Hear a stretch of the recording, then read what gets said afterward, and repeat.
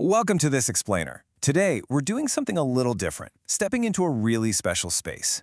I want you to think of this not just as a typical walkthrough, but as a guided, interactive workshop, and it's designed specifically for you and your partner. We're drawing directly from the incredible practices found in the language of shared devotion, and we're going to walk through a highly emotional, deeply connecting exercise together. So if you've been looking for a structured, meaningful way to just hit pause, reflect, and actively nurture your shared devotion, well, you are in exactly the right place. Grab your partner, get comfortable, and let's embark on this journey together. Okay, let's dive into this. Here is the itinerary for today's workshop. First, we'll cover the appreciation letter workshop, then the steps for writing your letter, move into the rules of sharing, tackle some guided reflection questions, and finally, creating your keepsake box. First up, Section 1, the Appreciation Letter Workshop, focusing on rebuilding emotional connection. So what exactly is an appreciation letter? Well, at its core, this is a highly emotional activity that requires two distinct actions. First, writing down what you love most about your partner, and second, taking that brave step to actually read those words aloud to them. You know, in our crazy, fast-paced lives, it is just so easy to let gratitude slip into the background. This exercise, it's a deliberate mechanism to bring that gratitude right back to the forefront. It's your dedicated space to actively nurture your connection, literally using your own words as the building blocks. Moving right along to Section 2, Steps for Writing Your Letter, or as I like to call it, the preparation phase. The environment you create for this exercise is honestly just as important as the words you write.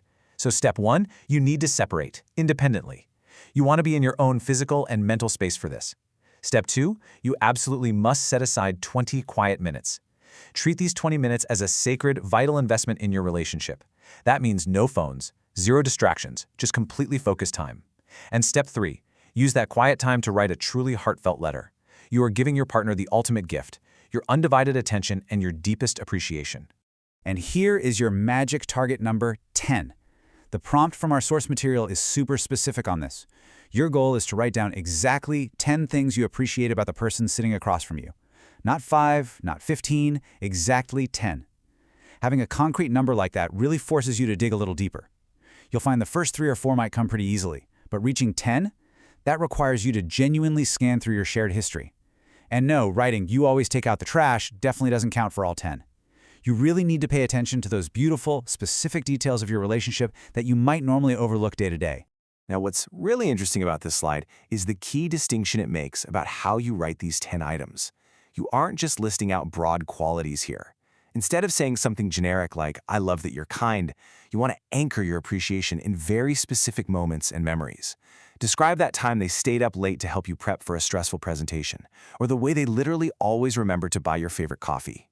Moving from those broad traits to hyper-specific memories is the true emotional trigger of this whole exercise. It shows your partner not just that you love them, but that you truly see them and remember the life you're building together. So right now, at this point in the explainer, I encourage you both to pause, separate, and take those 20 quiet minutes to write your 10 specific memories. Come back and hit play when you're both done. Welcome back. Let's get into Section 3, the rules of sharing, or the vulnerable exchange. So the absolute most crucial boundary here is captured perfectly in this quote, directly from the text. Take turns reading aloud without interrupting. This is the golden rule of the exchange.